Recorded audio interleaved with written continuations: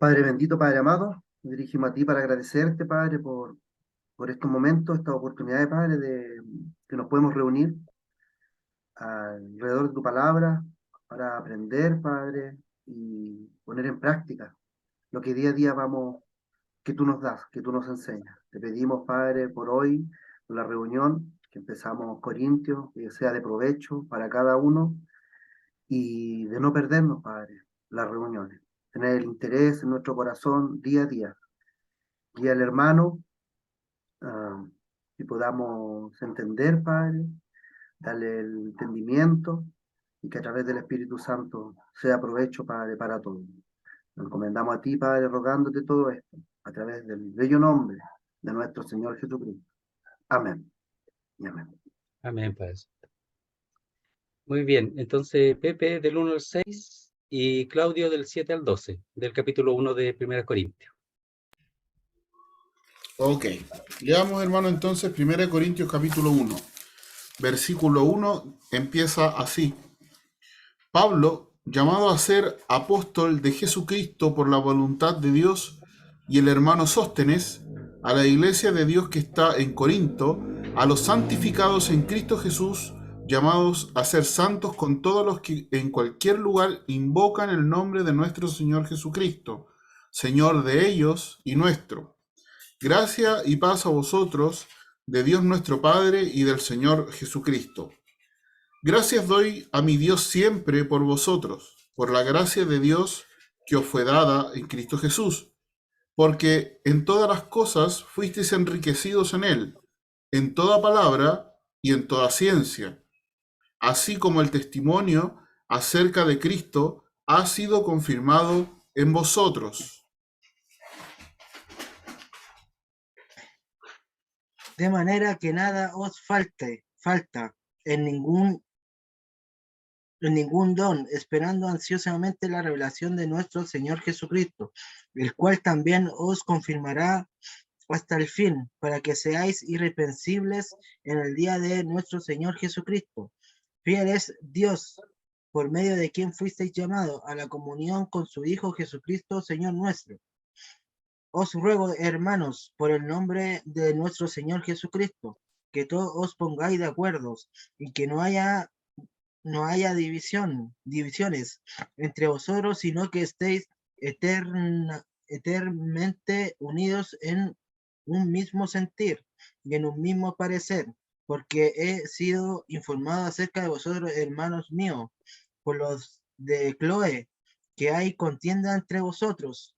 Me refiero a que cada uno de vosotros dice: yo soy de Pablo, yo soy de Apolos, yo soy de Cefas, y yo de Cristo.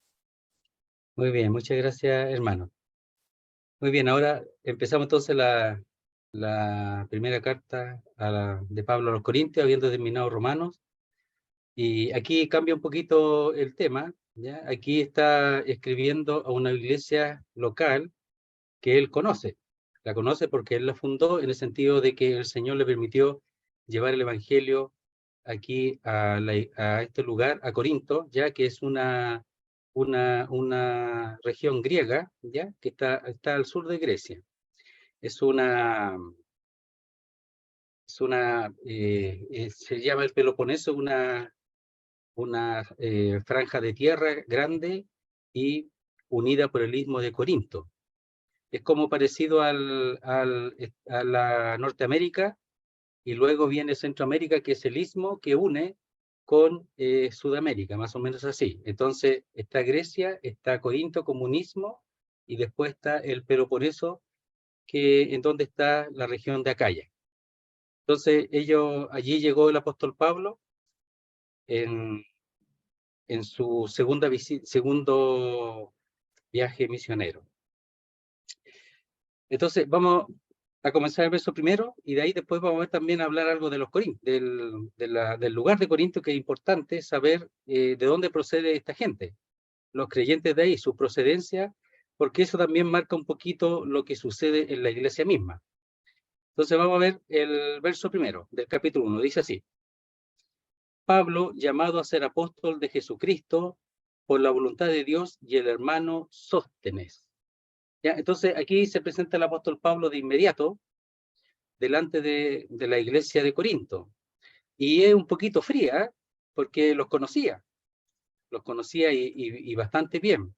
No es, por ejemplo, como en Tesalónica, que su saludo es mucho más cordial, mucho más sensible de corazón, porque aquí, aunque reconoce lo que Dios ha hecho en Corinto, hay dificultades y él quiere comenzar a hablar de esos temas que le han llegado a su oído, lo que está aconteciendo en Corinto. Ahí lo vamos a ver.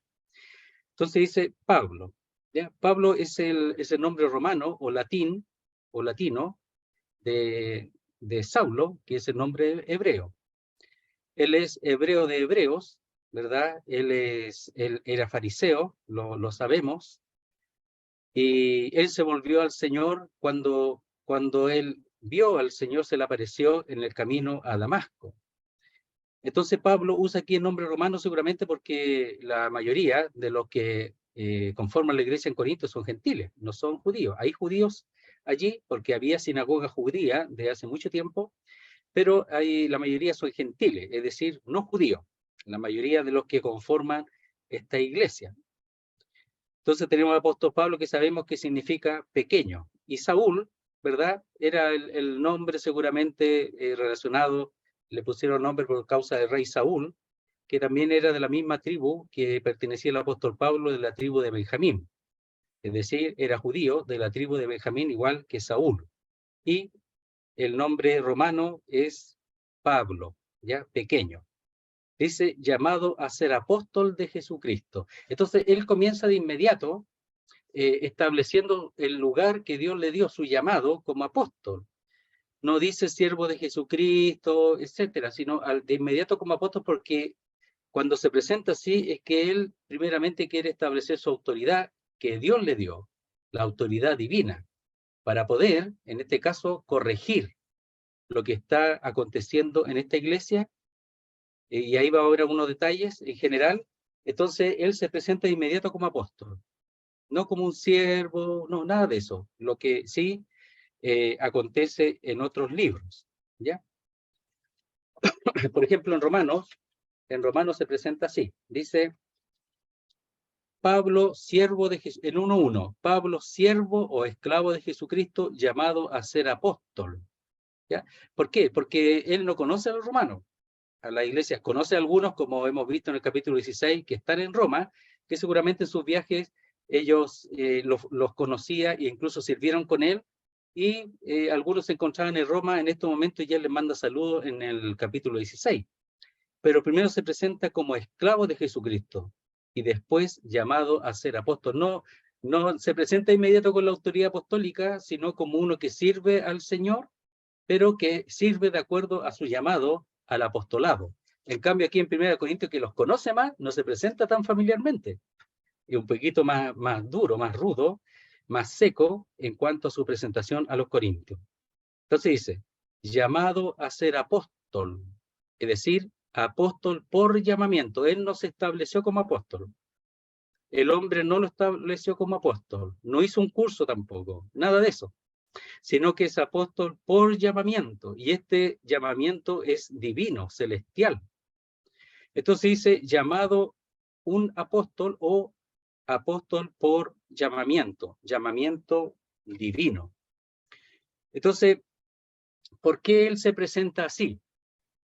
Porque habían algunos en Corinto que, aunque recibieron el evangelio, lo reconocieron, recibieron el evangelio por medio del apóstol Pablo, que lo estaban dejando de reconocer como apóstol de Jesucristo. Pero el problema es que lo estaban dejando de reconocer como apóstol por causa de otros hermanos que ellos estaban poniendo sobre Pablo en este sentido. Miren, leamos en el verso 12 del capítulo 1. Vamos a explicar un poquito eso. Dice, quiero decir, en cuanto a la división, a los cismas que habían en Corinto, que cada uno de vosotros dice, yo soy de Pablo, y yo de Apolos, y yo de Cefa, es decir, Pedro, y yo de Cristo. Probablemente había un grupo que se estaba cohesionando en el sentido, en la bandera, en el nombre de Pedro, porque Pedro sí era apóstol de Jesucristo, estuvo con el Señor desde su bautismo hasta su muerte y resurrección, etc.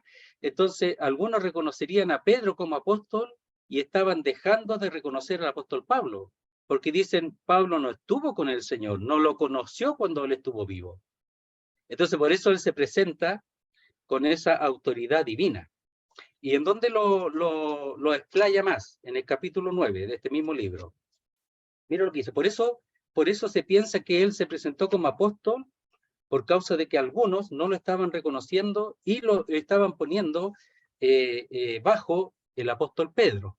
Dice así, verso primero, capítulo 9, dice, ¿no soy apóstol? ¿No soy libre? ¿No he visto a Jesús, el Señor nuestro? ¿Lo vio?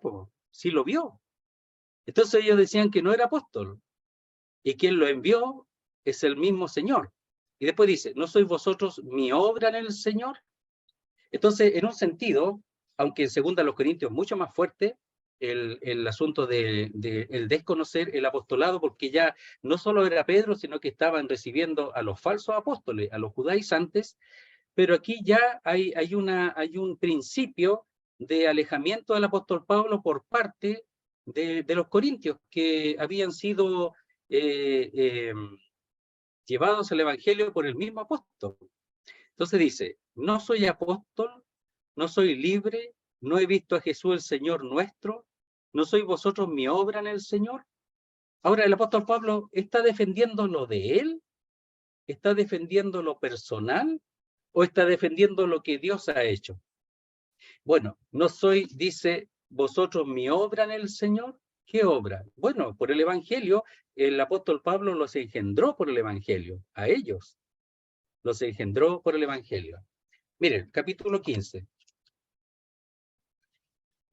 Por eso él toma ese tema por causa de la circunstancia. Dice, el verso 8 del capítulo 15, dice, y al último de todos, como a un abortivo, me apareció a mí, porque hoy soy el más pequeño de los apóstoles. Pero es apóstol. Él se pone como más pequeño, pero es apóstol. Dice que no soy digno de ser llamado apóstol porque perseguí a la iglesia de Dios. Bien, entonces, por eso él se presenta primero como apóstol. Como apóstol. ¿Qué significa apóstol? Apóstol es enviado desde. ¿Quién lo envió a él? ¿De dónde procede su llamamiento? ¿Ya? Apóstol por llamamiento. Es divino, pero apóstol significa enviado desde, con un fin especial, con una función especial, con una obra especial. ¿Quién lo envió? Es el Señor. Miren, Hechos capítulo 9. Vamos a fortalecer un poquito eso, ¿eh? Es sumamente importante porque el apóstol Pablo se presenta así. Verso 13 del capítulo 9 de Hechos. Dice, entonces Ananías respondió, Señor, he oído de mucho acerca de este hombre. ¿Cuántos males ha hecho a tus santos dice, en Jerusalén? ¿Ya? Entonces, el Señor le habla a Ananías para que lo reciba, ¿verdad? Y ponga sus manos sobre Pablo para que se identifique con él. Y él no está muy convencido de eso por causa de que él había perseguido a los cristianos. Entonces dice, y aún aquí tiene autoridad de los principales sacerdotes para prender a todos los que invocan tu nombre en Damasco. Y de hecho había pedido cartas para eso. Tío, ¿Sí? me perdí un poco en la cita. ¿Cómo era? Sí. Primero Hechos 9. Ah, Hechos, hecho. sí, Hechos 9, 13, verso 13. ¿Ya?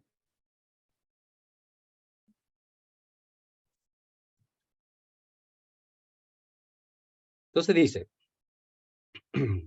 entonces Ananías respondió, Señor, he oído de mucho acerca de este hombre. ¿Cuántos males ha hecho a tu santo en Jerusalén? Cuando el Señor le dice que vaya, ya, y vaya a la casa de Judas, en la calle llamada derecha, y ponga sus manos sobre él, ya, para que recobre la vista. Y él dice, no, yo no voy para allá, si este viene con cartas para llevar a los cristianos, llevarlos presos, e incluso, si es posible, consentir en su muerte. Y dice, el Señor le dijo, ve, porque instrumento escogido me es este para llevar mi nombre en presencia de los gentiles y de reyes y de los hijos de Israel. ¿Quién lo envió? El Señor lo envió, si no se envió a sí mismo. Y ningún hombre debiera enviarse a sí mismo en ningún servicio. El Señor lo envió. Este es un servicio grande, macro, importante, porque conocía el corazón del apóstol Pablo y además que tenía él una base muy importante de las escrituras, porque él era judío, instruido en la ley. Entonces él tenía una base muy importante en la escritura y el Señor lo usó. Era un doctor de la ley prácticamente, igual que Gamaliel, su maestro. Entonces dice, verso primero, Pablo llamado a ser apóstol de Jesucristo. ¿A quién pertenece? ¿O quién lo envió? Jesucristo. Es apóstol de Jesucristo, enviado por Jesucristo y además pertenece a Jesucristo. No pertenece a los hombres, sino a Jesucristo. Por la voluntad de Dios y el hermano Sóstenes. Miren, leamos en Gálatas capítulo 2. Quizás en estos primeros versículos vamos a demorarnos un poquito ya, y después después avanzar un poquito más rápido, porque es sumamente importante establecer lo más posible un buen cimiento, una buena base de la razón de Primera a los Corintios. Entonces dicen, verso 6 del capítulo 2 de Gálatas, dice, pero de los que tenían reputación de ser algo, lo que hayan sido en otro tiempo, nada me importa. Dios no hace excepción de personas, porque podrían decir Pablo quién es. A él no le importaba quién era Pedro, Jacobo y Juan, y tampoco el otro debería importarle quién es Pablo, sino lo que Dios ha hecho por medio de ellos y el envío que Dios ha hecho de ellos. Eso es lo importante, no importa lo que hayan sido antes, da lo mismo. Lo importante es lo que Dios ha hecho en ellos. Y dice, a mí pues lo de reputación, nada nuevo me comunicaron. ¿Por qué es de reputación? Porque miren, porque eran reconocidos como columnas, ¿verdad?, en Jerusalén. 7. Antes, por el contrario, como vieron que me había sido encomendado el evangelio de la incircuncisión, es decir, de los gentiles, como a Pedro de la circuncisión, es decir, de los judíos, pues el que actuó en Pedro para el apostolado de la circuncisión, actuó también en mí para con los gentiles. El mismo Dios, el mismo Jesucristo y el mismo Dios. Entonces, los corintios, había allí una línea que estaba despreciando lo que Dios había hecho en Pablo y estaba reconociendo a Pedro. Pero otros sí estaban reconociendo a Pablo, algunos, pero otros no. Y esa era la división. No le reconocían como apóstol. Verso 9 del capítulo 2 de Gálatas dice, y reconociendo la gracia que me había sido dada Jacobo, Cefas y Juan, que eran considerados como columnas, esa es la reputación que tenían, una reputación muy importante, y eran reconocidos como columna, como base, como sostén de la iglesia en Jerusalén, nos dieron a mí y a Bernabé la diestra en señal de compañerismo, para que nosotros fuésemos a los gentiles y ellos a la circuncisión. ¿Qué fue lo que escucharon del apóstol Pablo? Miren, verso 2 del capítulo 2 de Gálatas. Pero subí según una revelación, y para no correr o haber corrido en vano, expuse en privado a los que tenían cierta reputación el evangelio que predico entre los gentiles. Predicó el evangelio y el Señor le ayudó. Le dio gracia y poder para predicar el evangelio y demostrar lo que él estaba predicando. Y los apóstoles, Jacobo, Pedro y Juan, dijeron, esto es de Dios. Ellos lo reconocieron porque eran espirituales. Lo reconocieron lo que Dios estaba haciendo. Entonces, tenían la capacidad de reconocer la obra de Dios en los creyentes con respecto a su servicio. Y eso es sumamente importante en este tiempo también, reconocer lo que Dios hace en los creyentes, en sus siervos. Para eso hay que tener un ejercicio con las Escrituras. Entonces dicen, vamos al 1:1 de Corintios nuevamente, dice, Pablo llamado a ser apóstol de Jesucristo por la voluntad de Dios. ¿De quién es la voluntad? ¿Quién es el que hizo eso? Dios. Entonces era apóstol de Jesucristo, enviado por Jesucristo y pertenecía a Jesucristo, pero la voluntad es de Dios, en principio. Entonces Dios estaba haciendo algo allí. Dios lo había enviado para la obra de amor de llevar el evangelio. Y el evangelio llegó a los corintios y hubo resultados, porque dice más abajo que da gracias, que por la gracia de Dios que fue dada en Cristo Jesús, lo leímos en el verso 4. Y él hacía memoria de eso, de la gracia de Dios, pero a través del apóstol Pablo. A ver, un poquitito, dice aquí.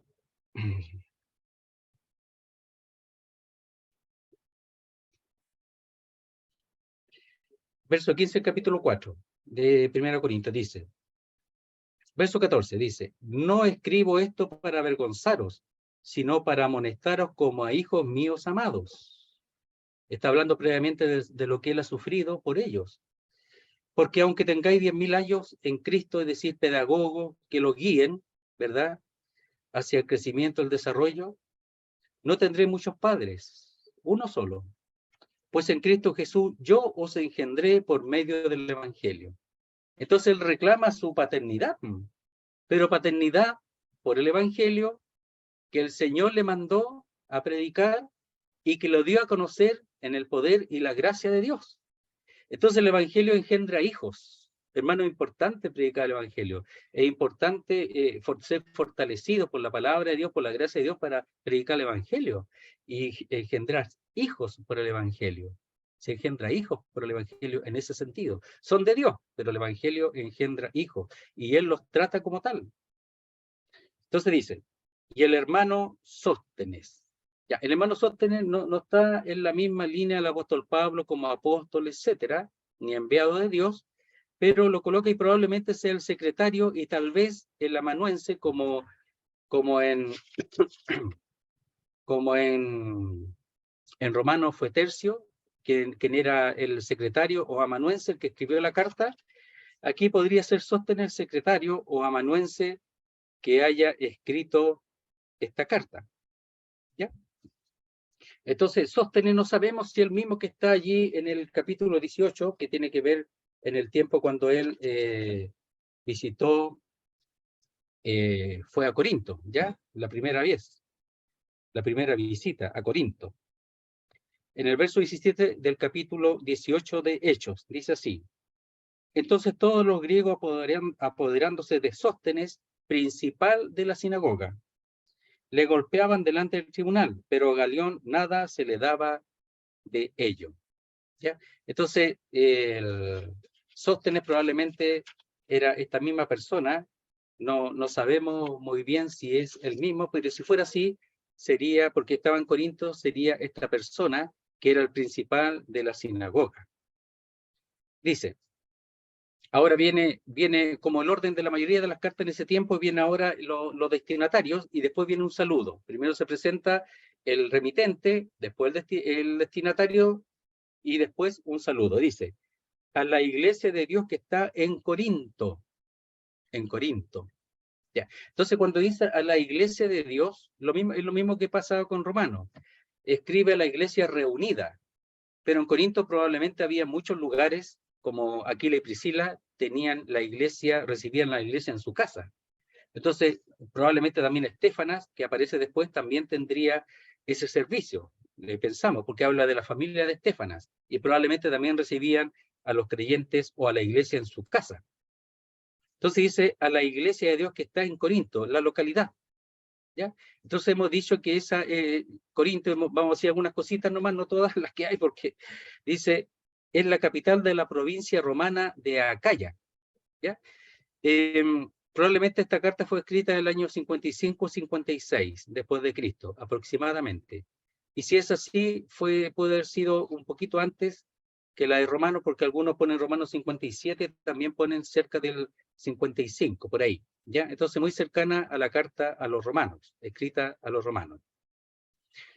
¿Ya? Entonces, fue una ciudad-estado situada en el istmo de Corinto, la franja de tierra que une el Peloponeso con la Grecia, como dijimos así, como Centroamérica, que une Norteamérica y Sudamérica. Eso era Corinto, ¿ya? Y unía el Peloponeso con la parte continental de Grecia.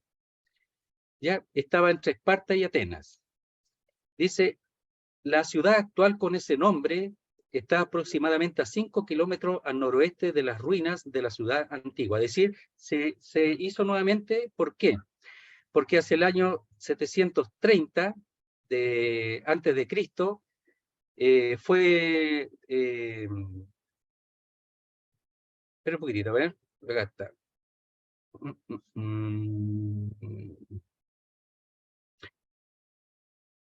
Ya fue destruida en el año 146, aproximadamente antes de Cristo, y estuvo como un siglo sin ser habitada, y en el año 46 Julio César decidió reconstruirla, llamándola Colonia Julia Corinta, ¿ya?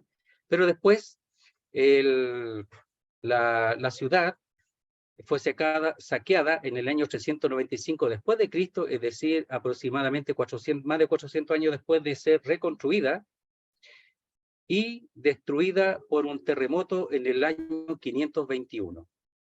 Entonces desapareció la iglesia de Corinto. Ahora, las razones no sabemos por qué desapareció. Ahora, la iglesia desapareció probablemente también, porque después no se menciona más de la iglesia en Corinto.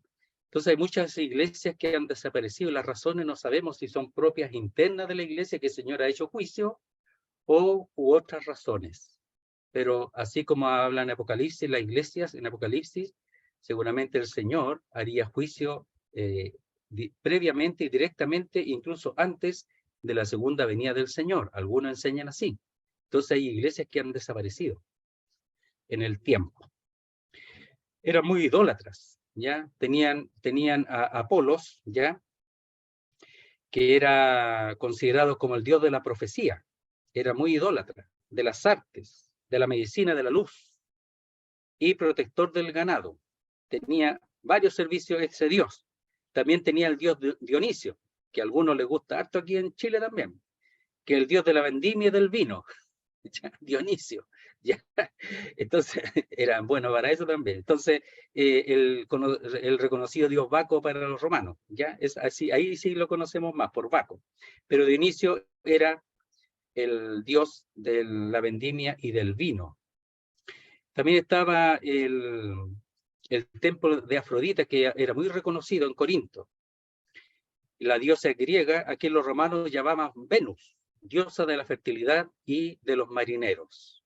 Entonces era muy religioso, tenía muchos templos, e incluso el templo dedicado a Apolo todavía, al hacer trabajos arqueológicos ahí, o sea, al buscar las ruinas, se conservan visibles incluso algunos de las columnas, o sea, eran tremendas construcciones y sólidas, ¿ya? Claro que después con los siglos, con el tiempo se van cubriendo, ¿verdad?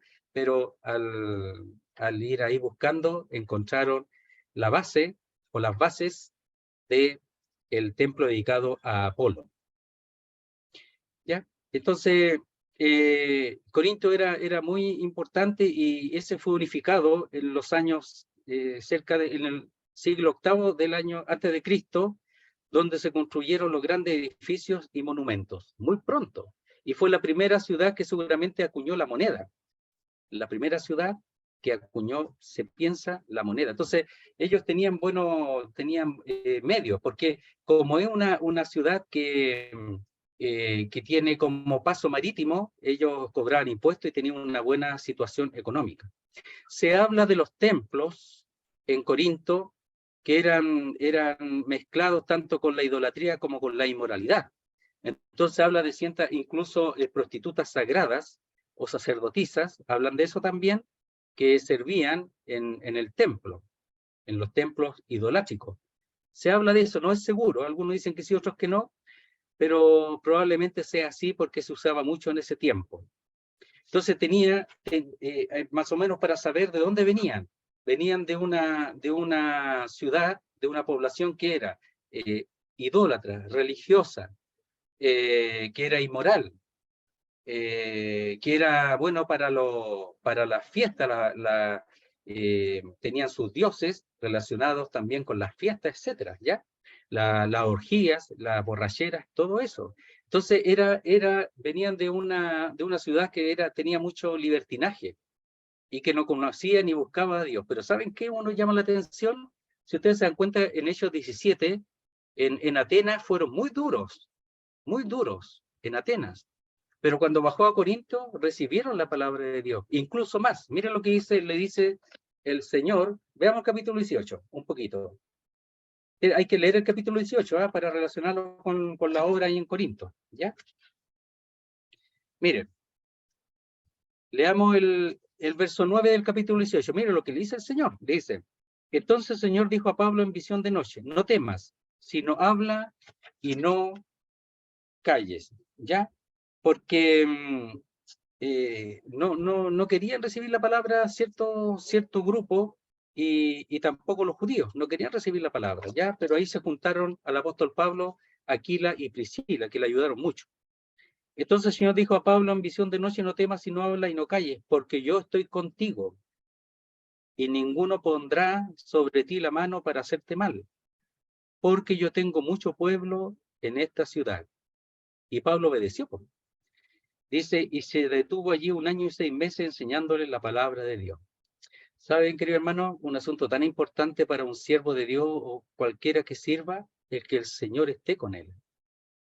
Y el apóstol Pablo aquí se sentía como que tenía que escapar, que arrancar, que lo iban a matar y que tenía que salir de ahí.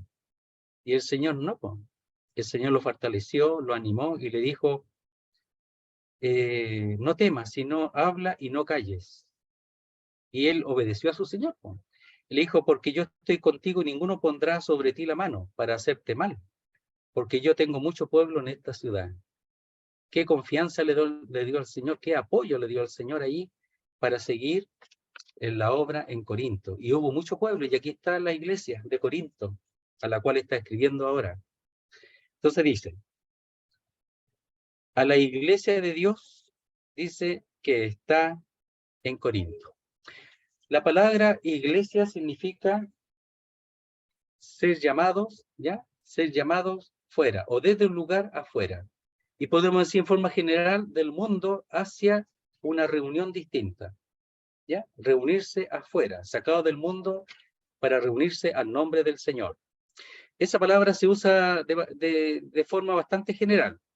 Se usa también para las asambleas, reuniones normales. O sea, muchas palabras que usa el apóstol Pablo con un sentido relacionado con la iglesia o podemos decir, con un nuevo grupo que se ha formado y otros temas también, son conocidos antes de que este se formara, antes que la iglesia se formara. Entonces, podemos ver ahí en Hechos capítulo 19 cómo se usaba la palabra iglesia. Y después vamos a ir nuevamente para acá para abajo. Dice así. Hechos 19:32, cuando estaba en Éfeso, dice. Verso 31. También algunas de las autoridades de Asia que eran sus amigos le enviaron recado, rogándole que no se presentase en el teatro. Unos pues gritaban una cosa y otros otra, porque la concurrencia estaba confusa. Y ahí la palabra concurrencia es la palabra iglesia. Dice, y los más no sabían por qué se habían reunido. Entonces, la palabra iglesia significa reunirse con sobre un tema específico. Entonces eran llamados para reunirse. En este caso era para tratar el caso del apóstol Pablo y de lo que estaban llevando el evangelio. ¿Me esperan un segundito?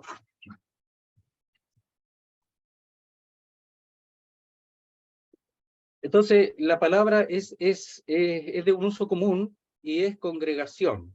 Aquí dice la concurrencia, es decir, los que concurrieron al llamado, respondieron al llamado que se hizo para reunirse en contra del caso del apóstol Pablo y de lo que estaban predicando el evangelio.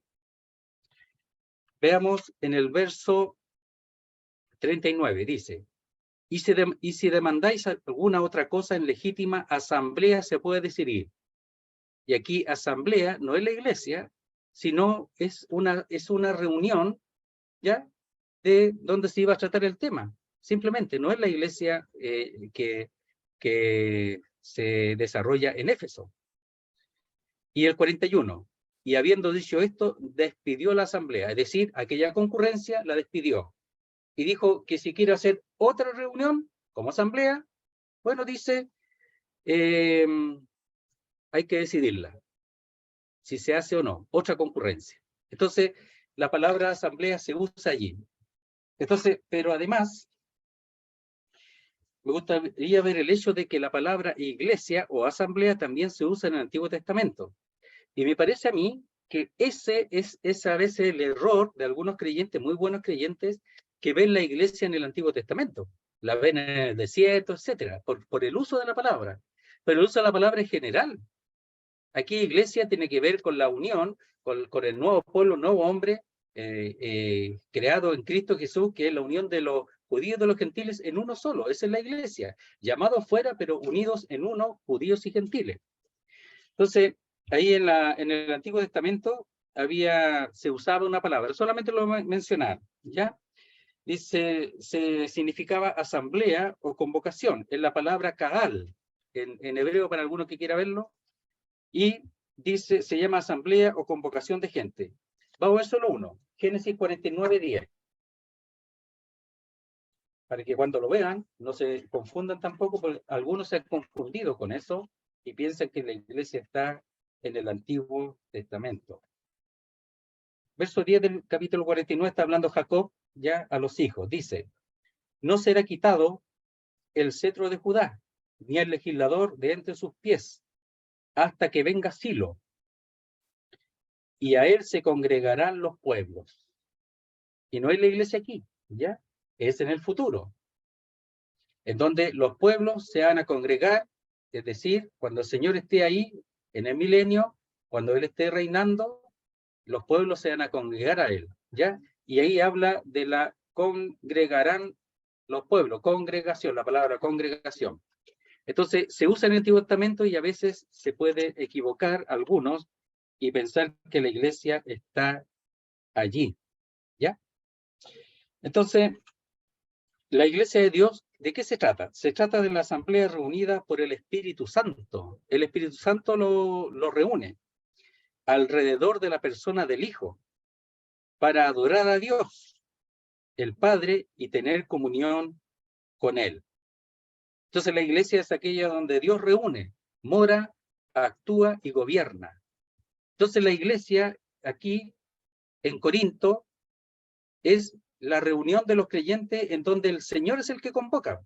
Es Dios el que convoca. Cuando nosotros nos reunimos como iglesia, siendo la iglesia de Dios, ¿verdad? Está la universal que está en Éfeso, la iglesia universal, pero aquí la iglesia local, cuando se reúne como iglesia Corinto, o en estos momentos nosotros también, es el Señor el que convoca. ¿Pero para qué? Lo leemos de nuevo. Dice, para adorar a Dios el Padre y tener comunión con Él. Y además, es aquella donde Dios reúne, Dios mora, actúa y gobierna. Hermanos queridos, cuando nos reunimos como iglesia, hay que dejar que Dios obre y que Él gobierne, no el hombre. Tenemos que aprender mucho de eso, queridos hermanos, que sea Dios quien gobierne, no el hombre. Los hombres son siervos de Dios, el que está en medio es el Señor. Él convoca y Él mora en medio de su pueblo. Sabemos que el Señor está en medio de los creyentes, Dios mora en medio de su pueblo. Entonces es sumamente importante que nosotros nos demos cuenta y sepamos y seamos conscientes de eso, de que el Señor es el que está ahí, Él es el que reúne, Él es el que mora en medio y Él es el que gobierna, el Señor. Pero mire cómo lo define, dice, a la iglesia de Dios. ¿A quién pertenece la iglesia? A Dios, pues es de Dios, no es del hombre. Lo voy a decir de una manera un poquito, no es tuya ni mía, pues querido hermano. No es tuya ni mía. La iglesia es la iglesia de Dios, que está establecida en Corinto. Pero la iglesia es de Dios, pertenece a Dios. Dios la salvó a través de su Hijo, ¿verdad? A través, la compró el Hijo a través de su sangre derramada, pertenece a Él porque Él la compró. Entonces, por eso dice la iglesia de Dios, que pertenece a Dios y que está en este caso establecida en Corinto. Entonces podemos decir la iglesia de Dios que está, por ejemplo, ahí en Quillota, pero es de Dios que está establecida en Quillota.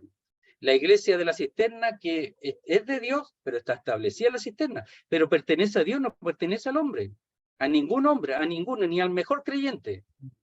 El apóstol Pablo nos está apropiando de la iglesia. ¿Claudio? Sí, mire, o sea, ¿qué me dice de este texto? Mateo 18, versículo 20. Porque donde están 2 o 3 congregados en mi nombre, allí yo estoy en medio de ellos.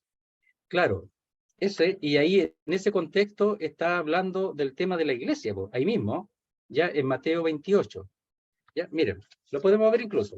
Mateo 28, dijiste tú. Dice así. Versículo 20. 18 será, ¿no? 18. 18, 20. Sí, Mateo. sí. Dice, porque donde están dos o tres congregados, ya, reunidos, en mi nombre o hacia mi nombre, allí estoy yo en medio de ellos. ¿Verdad? Está bien. Y mira, veamos ahí en el capítulo 16 previamente. Dice,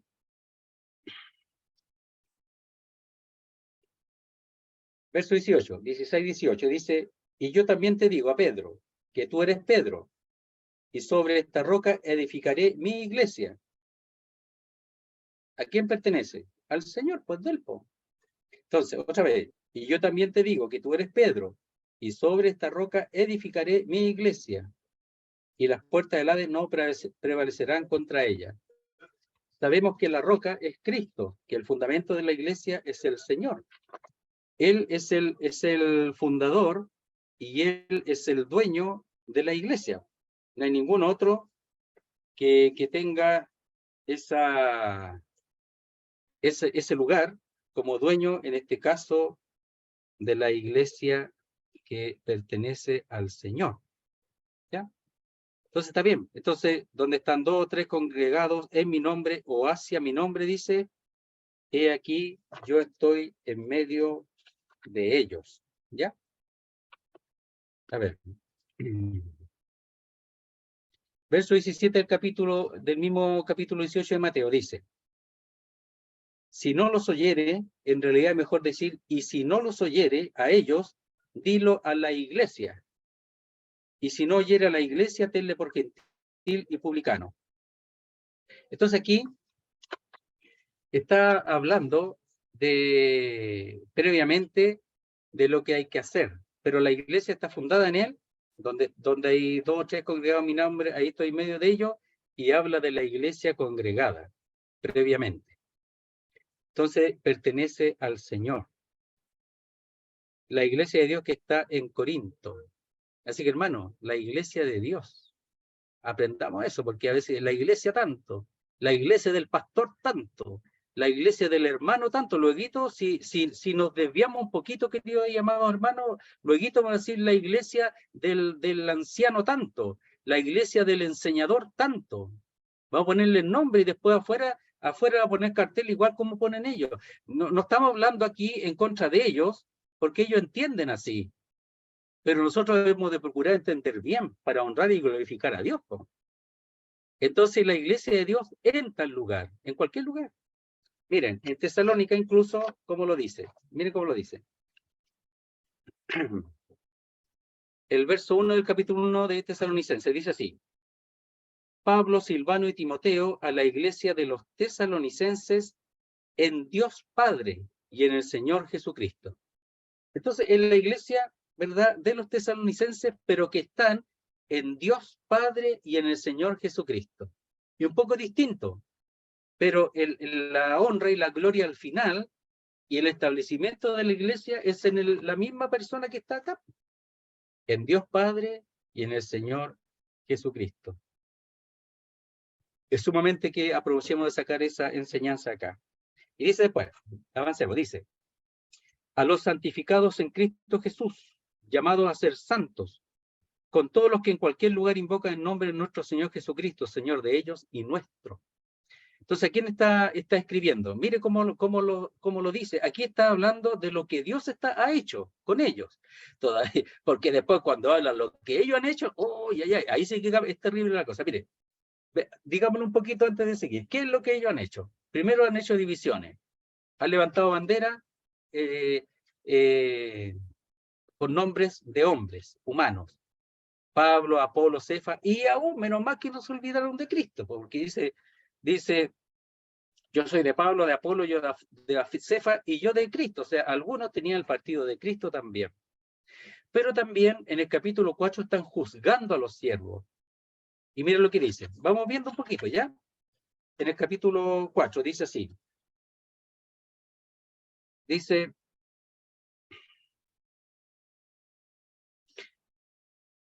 verso 4, porque aunque de nada tengo mala conciencia, no por eso soy justificado.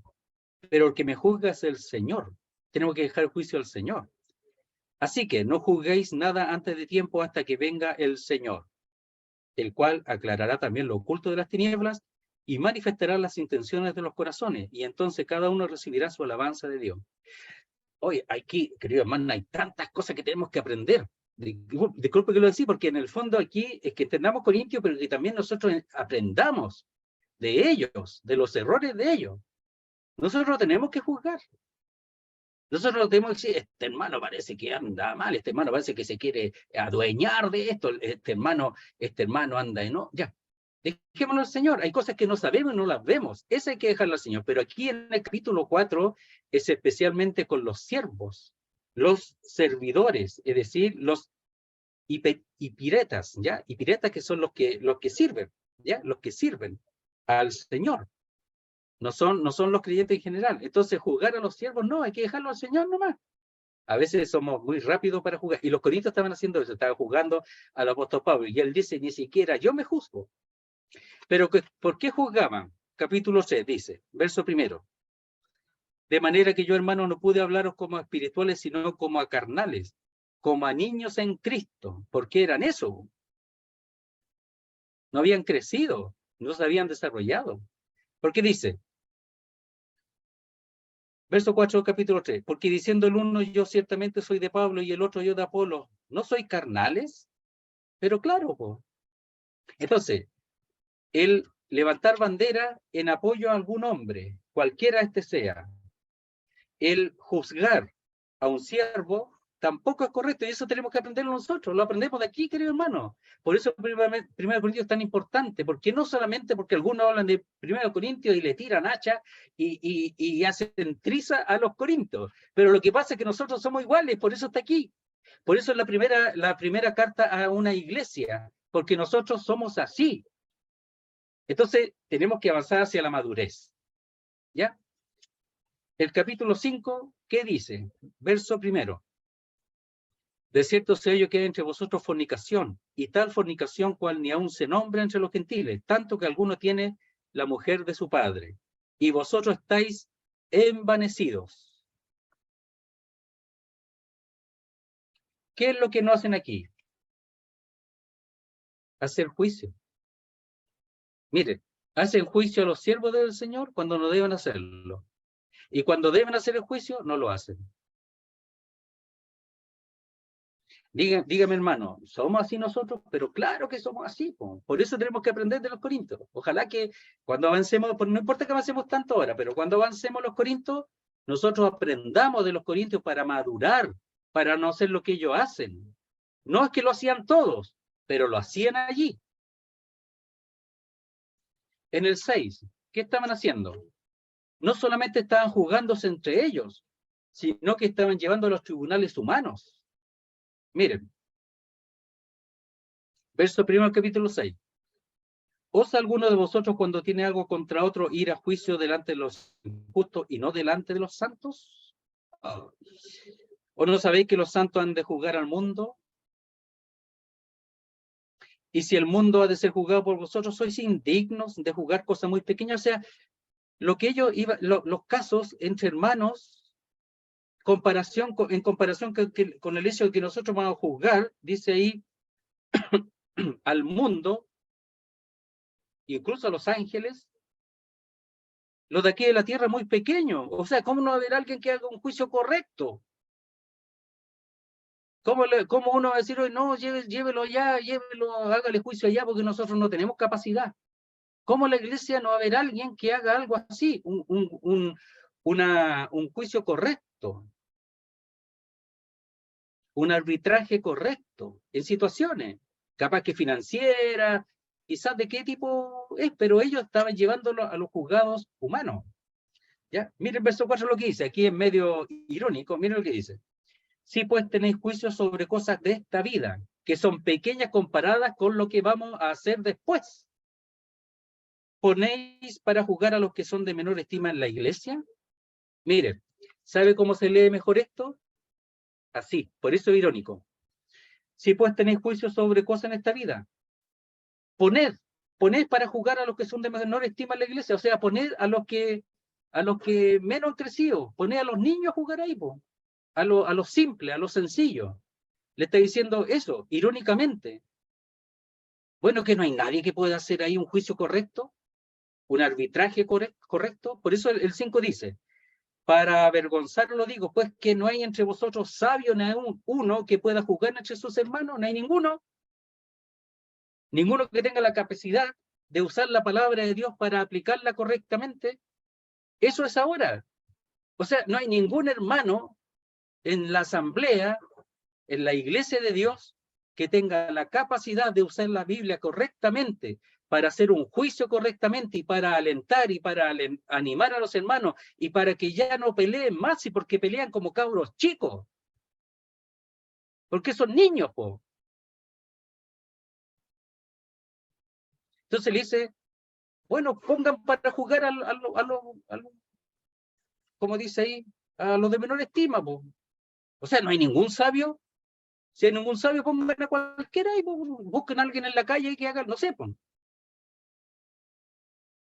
Al que se convirtió ayer, pónganlo ahí, po. Para avergonzaros, lo digo. O sea, no hay en la asamblea hermanos que manejen bien la escritura para hacer un juicio correcto y ponen ese juicio en manos de hermanos que no entienden nada, que piensan que saben, pero no saben la escritura. Y disculpen, lo que procuran arreglar lo hacen peor, lo destruyen más. Por eso es importante conocer la escritura, po. Por eso es importante manejarse con la escritura, más y más tenemos que crecer, todos nosotros, queridos hermanos, crecer para manejar bien la escritura, para hacer un juicio correcto y para entender que es el Señor el que gobierna, el Señor está en medio y nosotros estamos alrededor del Señor reunidos como iglesia. Más adelante dice que el Señor el Espíritu está en nuestro corazón, po. Dios está adentro de nosotros y está también en medio de la iglesia, po. Ya. Entonces, esas cosas son importantes para nosotros para aprenderlas bien. Por eso es importante crecer en la escritura. Del capítulo 7 adelante vienen seguramente algunas preguntas relacionadas con la... Miren, verso primero. Veamos entonces un asunto general antes de terminar. Dice así, 7.1. En cuanto a las cosas de que me escribisteis, bueno le sería al hombre no tocar mujer. Pero a causa de las fornicaciones, cada uno tenga su propia mujer y cada uno tenga su propio marido. ¿Ya? Entonces, dice, le preguntaron, bueno, ¿está bien quedarse solo? ¿Está bien, por ejemplo, los padres?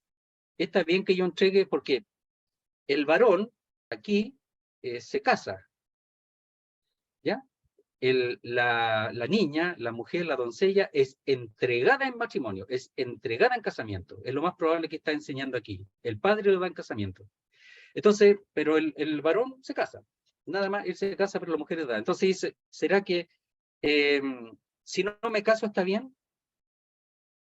Si me caso, voy a tener problemas con la incontinencia. De que a lo mejor no me agrada a mi mujer y veo otra, ya. Dice, en cuanto a las cosas que me escribiste, bueno, le sería al hombre no tocar mujer, es decir, quedarse solo, ya. Y después dice, para quedar libre para el Señor. Pero dice, pero cada uno dice, verso 2, pero a causa de la fornicación cada uno tenga su propia mujer y cada uno tenga su propio marido. Bueno, están preguntando sobre eso, sobre si se casan o no se casan. Después dice, la que se casa hace bien, pero la que no se casa hace mejor porque tiene libertad para servir al Señor, pero no juzga al que se casa. Mira el verso 9 del capítulo 7. Pero si no tienen don de continencia, cásense, pues mejor es casarse que estarse quemando, es decir, sufriendo por no tener una mujer. Es mejor casarse. Eso es lo que está diciendo. Ya, en el capítulo 8, verso 1. En cuanto a los sacrificados de los ídolos, sabemos que todos tenemos conocimiento. El conocimiento permanece, pero el amor edifica. Probablemente aquí le están preguntando, ¿qué pasa con la carne sacrificada a los ídolos? ¿Se puede comer, no se puede comer, etcétera? Y lo que ahí expresa después, por eso ahí es importante la madurez, es que si mi hermano tiene problemas con la carne sacrificada a los ídolos, y alguien grita por ahí y dice, esta carne fue sacrificada a los ídolos, que no la coma, por causa de la conciencia, no la mía, porque yo no tengo problema, pero mi hermano sí. Es muy parecido al capítulo 14 que vimos en Romanos, los débiles y los fuertes. ¿Ya? En el capítulo 9 están los derechos el derecho de apóstol, etcétera, y después del 11 al 14 viene el culto, ¿ya? El culto dentro de la iglesia, el orden, ¿ya? El orden. Querido hermano, voy a leer un texto porque disculpen, ¿eh? Pero ojalá lo reciban bien, pero está mal interpretado un solo texto nomás. Miren lo que dice. Dice así, a ver. Verso 39 del capítulo 14, al final del tema del culto, ¿ya? Y es así, verso 39. Así que, hermanos, procurad profetizar y no impidáis el hablar en lengua, pero siempre cuando, dice, haya intérprete de lengua y sea para edificación. Pero hágase todo decentemente y con orden. Y dicen, no, pues, así se interpreta ahora. Y yo lo he escuchado 1000 veces. No, pues lo que pasa es que hay que hacer todo decentemente y ordenadamente. Decentemente y ordenadamente. Yo no digo, ni él dice que se haga de manera desordenada, pero eso no está enseñando aquí. No está diciendo ordenadamente, o sea, yo puedo hacer lo que quiera en la iglesia, puedo hacer la reunión que quiera, puedo hacer lo que quiera, pero ordenadamente no es así. Porque yo puedo actuar, ser todo ordenadito, bien prolijo, pero no sea de Dios. Miren, dice, pero hágase todo decentemente y con orden. Y ese orden es según el orden. ¿Según qué orden? Del capítulo 11 al 14. Según el orden ya establecido por el apóstol Pablo de parte de Dios. Por eso le dice, cuando hablen lengua sea 2 o 3. Y si no hay intérprete, calle. Y la profecía también entre 2 y 3. Y si hay uno que levanta la mano y tiene algo de Dios, bájese el primero y suba a dar a conocer su profecía, porque era estática. Es lo que Dios, había profetas que Dios les daba para profetizar, porque no estaba toda la escritura, solamente el Antiguo Testamento, pero el Nuevo Testamento no está todavía, se estaba formando, pero todavía no estaba completo. Entonces, según orden, es según la escritura, especialmente lo relacionado con el culto del 11 al 14. Por eso cuando lleguemos ahí es muy importante que nosotros pongamos ojo en este asunto, pongamos todo nuestro deseo de hacer la voluntad de Dios como Dios lo dice. Hay algunas cosas en Corintios que son propias de su tiempo, pero no podemos decir que todas las cosas que se dicen en Corintios son antiguas y ahora hay que hacerlas distintas. Porque si es así, entonces no sé cómo lo vamos a hacer. ¿Quién guía esto entonces? Entonces dice, según orden. Según orden. ¿Ya? El orden está establecido del capítulo 11 al 14. Después lo vamos a ver. Capítulo 15, la resurrección, la tremenda doctrina de la resurrección. Y saben, capítulo 15 es una doctrina madura. Algunos estaban diciendo que no hay resurrección de muertos y que Cristo no resucitó. Y si Cristo no resucitó, entonces no tenemos esperanza.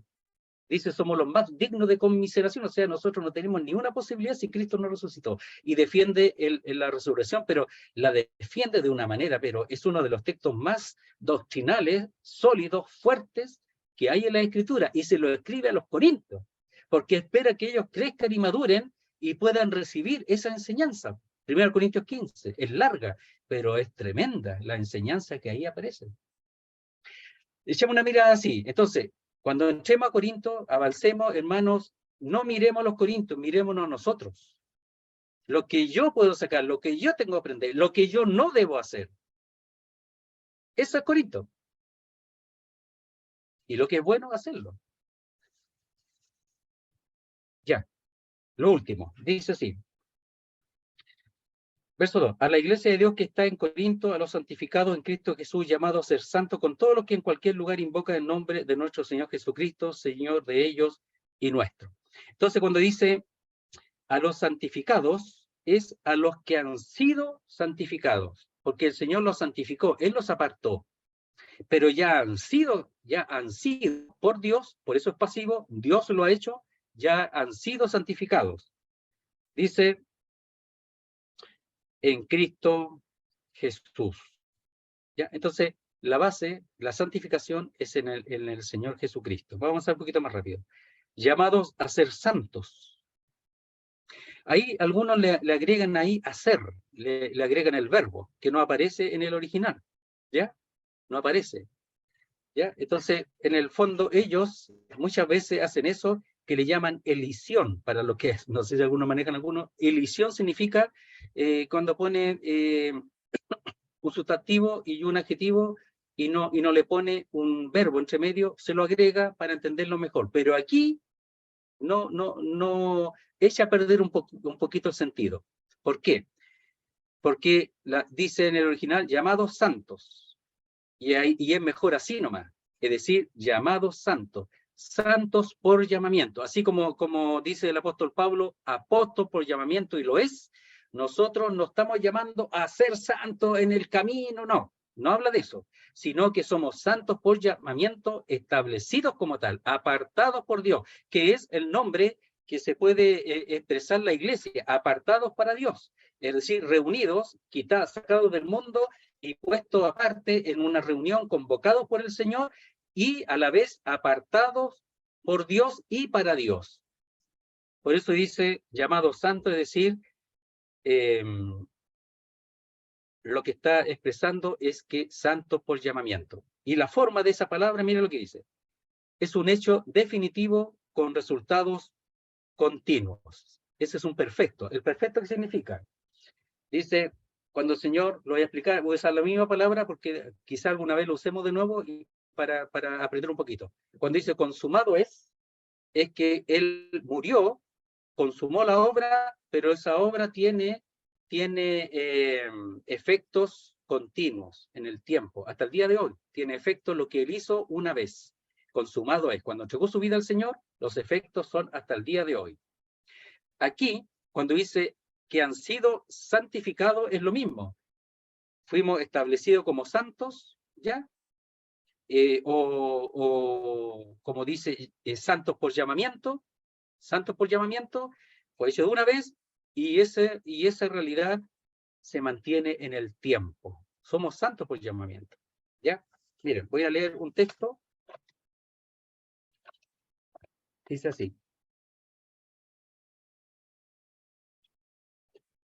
El verso 15 del capítulo 1 de la epístola de Pedro. Dice, sino como aquel que os llamó es santo, sed también vosotros santos en toda vuestra manera de vivir, porque somos santos, hemos sido apartados para Dios. Ese es nuestro llamamiento. Y después dice, porque escrito está, sed santo porque yo soy santo. Y la mejor traducción es esta, porque escrito está, seréis santos porque yo soy santo. Es decir, hijos de Dios. Y los hijos han de caracterizarse, el carácter del hijo ha de ser como el padre. Si nosotros realmente hemos de presentarnos y decir que somos hijos de Dios, hemos de ser como nuestro Padre. Y si Él es santo, ya, nosotros también. Por eso dice, ser perfeccionado, perfecto como vuestro Padre, maduros como vuestro Padre. O sea, ser como Dios. Y aquí seréis santos. Eso es lo que llama el Señor a ser, porque yo soy santo. O sea, ser como el Padre, como Dios el Padre.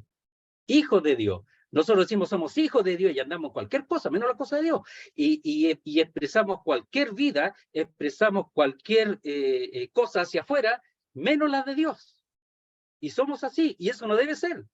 Porque nosotros somos establecidos como hijos de Dios, como santos. Seréis santos porque yo soy santo. El carácter de Dios, manifestarlo porque hemos sido establecidos, como dice aquí, santos por llamamiento.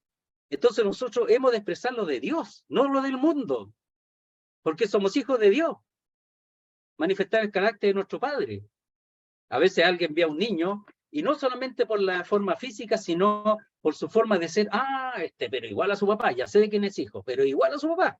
Se parece físicamente y además, ¿no? Igual que su papá.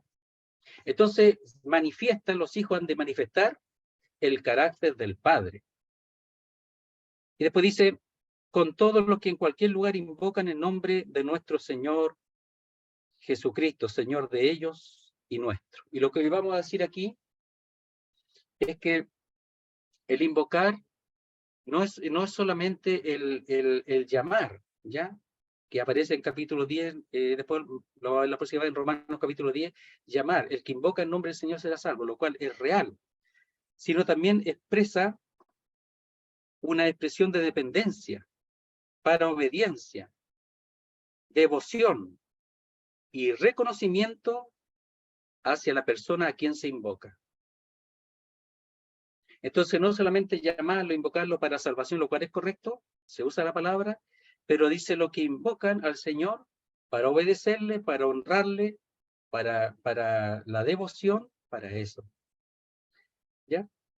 Señor de ellos y nuestro. Es decir, de todos los que invocan al Señor en cualquier lugar, en cualquier iglesia. Ahí eran lugares seguramente en las casas y se reunían cuando podían, los esclavos a veces cuando tenían libertad, se reunían, ¿ya? Por eso normalmente era el día domingo, el primer día de la semana, porque podían ellos, saldrían libres, no sé, tendrían algunos más beneficios que otros y podían reunirse como iglesia. Los que tenían, los señores, los que tenían una posición distinta, podían reunirse en cualquier momento, pero los esclavos no. Entonces, por eso, miren, aquí en el capítulo 11 dice así, miren, no sé si se reunían los pobres con los ricos, ya, por si acaso, miren. Dice, verso 22, capítulo 11, dice así. Pues qué, ¿no tenéis casa en que comáis y bebáis o menospreciáis la iglesia de Dios y avergonzáis a los que no tienen nada? ¿Qué os diré? Os alabaré en esto, no os alabo. ¿Ya? Entonces dice que se esperen unos a otros, porque los que tenían más y tenían libertad llegaban antes y se ponían a comer algo en el ágape, previo a la cena. Y los otros, los pobres, no importa cuándo llegaran, los otros ya habían comido ya, pues. Entonces se reunían seguramente en el día en donde los pobres, los esclavos, podrían reunirse.